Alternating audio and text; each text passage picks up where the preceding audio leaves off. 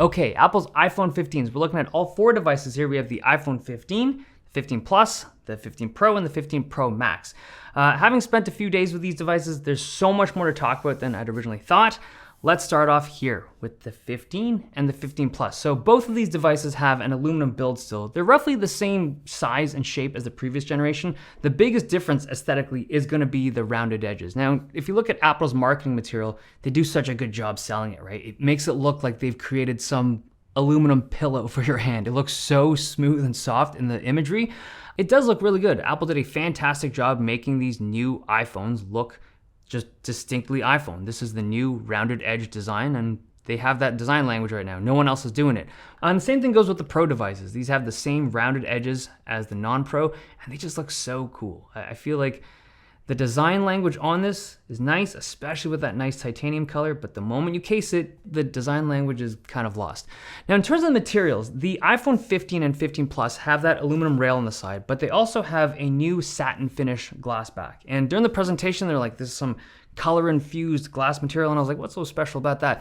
But I realized this isn't just regular glass. This is, it's a derivative of Gorilla Glass, right? So colored Gorilla Glass is very uncommon, and I thought, why would they even do this? Like, what was wrong with the previous iteration of the iPhone, right? So this is the iPhone 14, and it's just a glass back. And the way that they color it is they just add a colored layer on the bottom of it, and then just the color goes through that see-through glass, right? Why not just run this?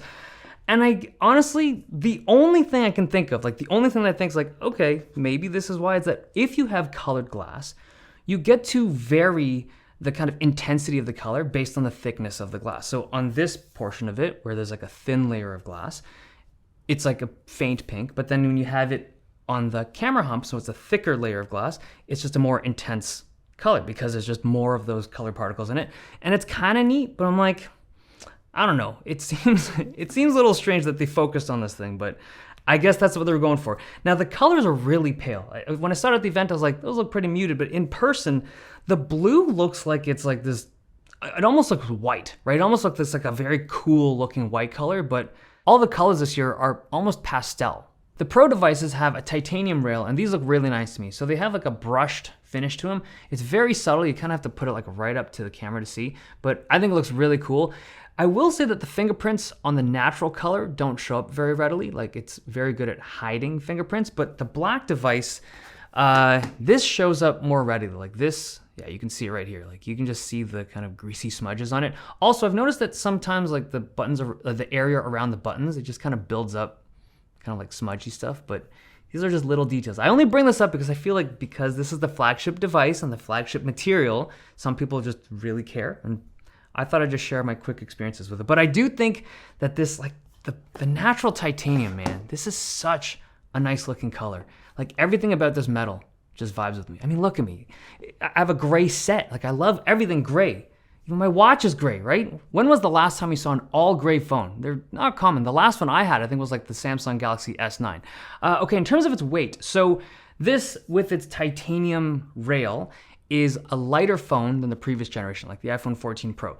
Now, one thing to keep in mind is that even though the weight difference isn't substantial, numerically, I think because of the distribution of weight, it's just a different feeling kind of phone. So this is, if you think about the weight distribution on this thing, this now has an aluminum plate. And because it's got that aluminum plate with the titanium frame, I think the weight is distributed more evenly across the whole device.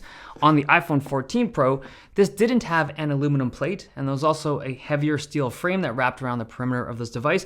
But when you compare it to the 15 Pro Max, this device is just, the weight distribution makes this device feel a lot lighter than the 8 or 9% weight reduction that it has. It's only single digit in terms of the absolute number, but it definitely feels more, I want to use the word agile, but what are we talking about? Agile phones? The point I'm trying to make is that this device it feels a lot lighter than just that what the numbers would seem to indicate, right? 8 or 9% doesn't seem that much, but it feels a lot lighter and it feels good. Okay, I want to move over to the cases. So Apple's iPhone cases, the ones that are available in the store, there's your classic silicone, which I'm going to put onto this one just to demonstrate real quick. But they also have, in their kind of environmental efforts, gotten rid of the leather cases. So this is their fine woven material. and it's sitting on top of a Pro Max here. So the 15 Pro Max. But I have concerns about this material. Actually, let's talk about the silicone.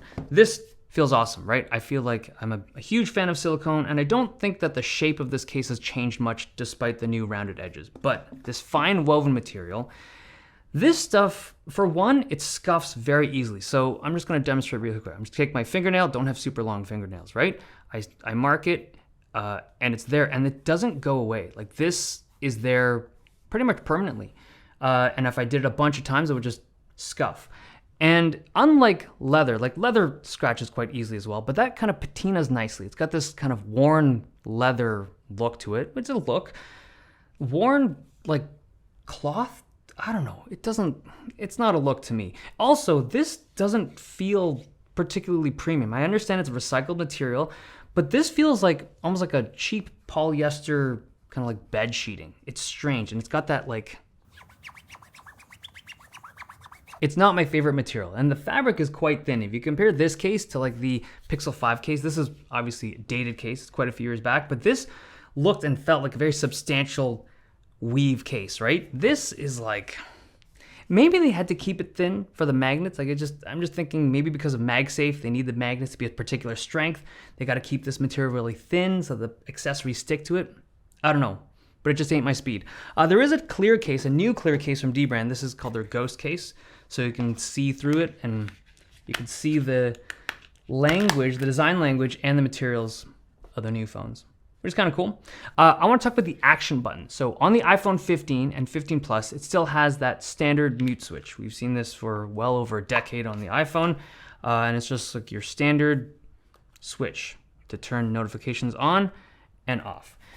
But the new iPhone 15 Pros have an action button. And this is a button that's like customizable input, and it's the first kind of customizable button we've ever had on an iPhone, which is kind of cool, but it does take some time to get used to because we're so used to just mute switches from literally over a decade of using stuff like that. The software control for muting the phone now is a little bit different, but in terms of what you can do with the action button, there's a whole bunch of things like you can put different focus modes, you have your camera launcher, you can launch a flashlight, voice memos, shortcuts. I've personally set it to the camera.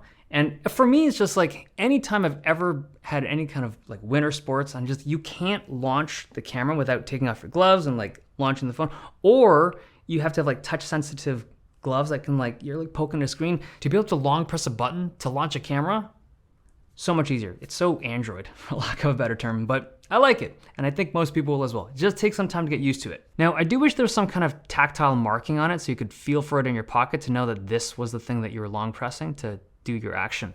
All right, let's talk about the displays. So the iPhone 15 and 15 Plus have significantly improved displays compared to the previous generation. I think they changed them in ways that just I wouldn't have expected. So these now both have bigger screens than the iPhone 14 and 14 Plus from last year. These have the same screen size and resolution as the Pro models. These have the same brightness, the same peak brightness, the same dynamic island up top. It's got the same HDR capabilities. It's really weird how close they are in terms of the overall screen.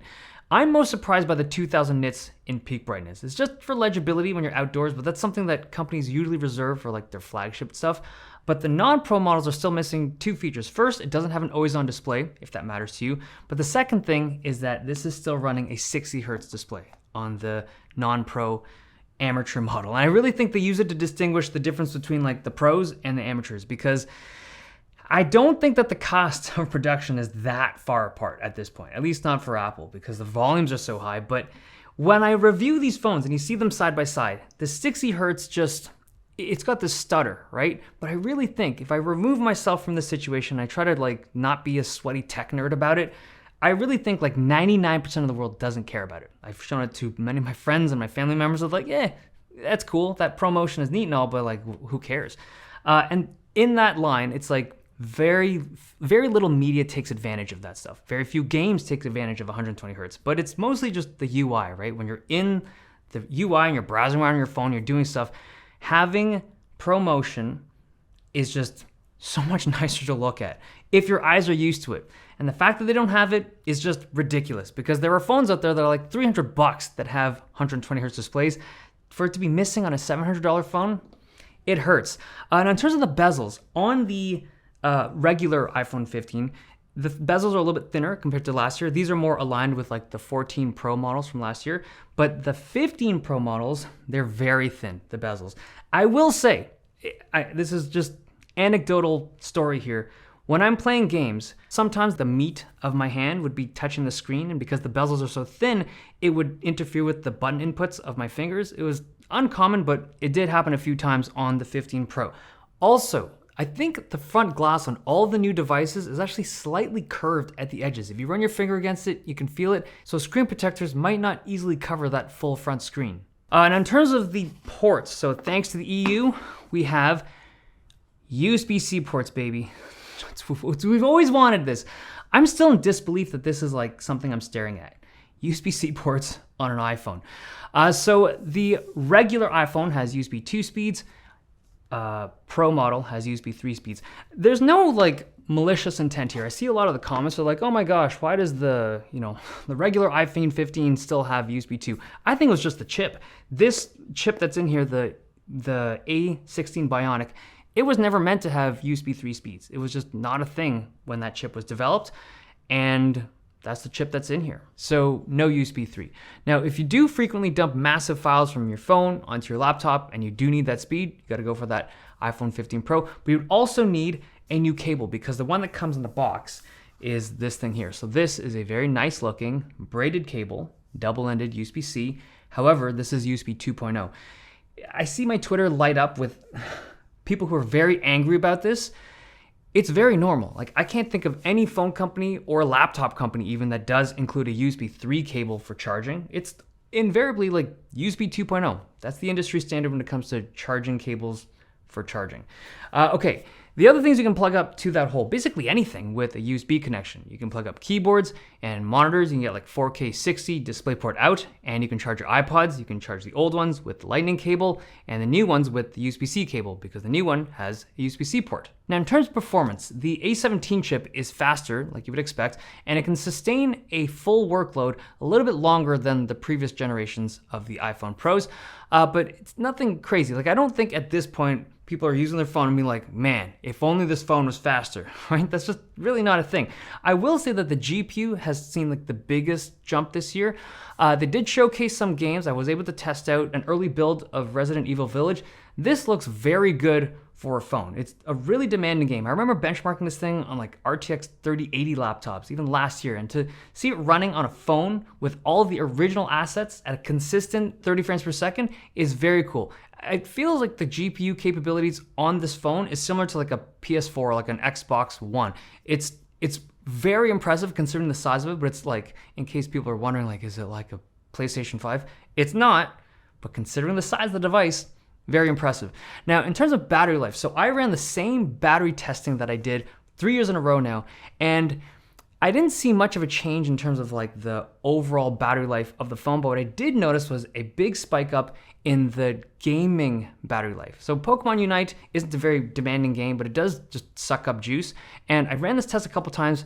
It's a lot better this year. I think it's just the GPU on the A17 Pro, a lot more efficient. Okay, I'm gonna wrap up with a conversation about the camera, but I'm gonna steer this conversation to just how I use the camera, like the stuff that I find interesting or important about the camera. So, all 4 of the new iPhone 15s this year have a 48 megapixel main sensor, so both the regular devices and the Pro devices. The sensor on the Pro devices are gonna be bigger and better, but still 48 megapixels. And they also shoot with 24 megapixel files. So if you took like the original 12 megapixel file from yesteryear, and you added 50% more pixels going up, and then 50% more pixels going wide, that would be the new shot. So it's about 50% bigger in terms of file size. I would say on the regular iPhone 15s, the shots in 24 megapixels are more detailed, slightly, but I just don't think worth that extra size. The extra 50% size is like, it fills up your phone faster, it's harder to work with, you're sending out more data if you're sharing photos. It's a lot. And I don't feel like the sensor on the regular iPhone 15s really makes good use of that extra resolution. But on the Pro, I would say it is worth it. The detail is there. I think it's absolutely worth that larger file size. So if it were me, my decision, if I had either one of the regular phones, I would just set it to the 12 megapixel shot, just save that file space, And then if I had it on the Pro, I mean, the 12 megapixel shots still look better anyways, but if you want that extra resolution and you don't mind the larger files, it can take advantage of it. Now, in terms of low light photography, it's still not great. I mean, Apple talked a little bit about how they improved it, but the Pixel 7 devices and Samsung's S23 devices look better to me. Apple also talked about how they addressed some of the lens flare that has been in some of their photography. So sometimes you'll see some reflective orbs floating around in some of your shots. They're definitely less pronounced on the iPhone 15 cameras, but they're still visible here and there, and it's particularly noticeable still in night shots with bright lights. Now, in terms of the multiple focal lengths that they have for the main sensor, I can shoot like 24, 28, and 35 millimeter. When I first saw the presentation, I was like, that's kind of neat, but isn't it just like crops? Like it seems like it was just cropping in on that main sensor. It turns out there's a lot more to it. So there is a very interesting technical method as to how they do it. Like, so they're capturing light data from multiple lenses and then fusing it together to create the image. It's very cool in terms of how it's done, but in terms of how I use my camera, like, I don't feel like I've ever taken a shot and wanted to even, the difference between a 24 and a 28 millimeter is very small, at least for the stuff that I shoot. And then even at 35, not that useful for my personal photography. Okay, but the thing that I thought was the coolest thing by far is the automatic portrait mode. And I actually think that this is going to be copied by other phone companies. It's the ability to just basically take a shot, not think about it, and the phone will capture the depth data so you can adjust the focus later. And to not think about it, like to just not have to press portrait mode and just does it automatically is super cool.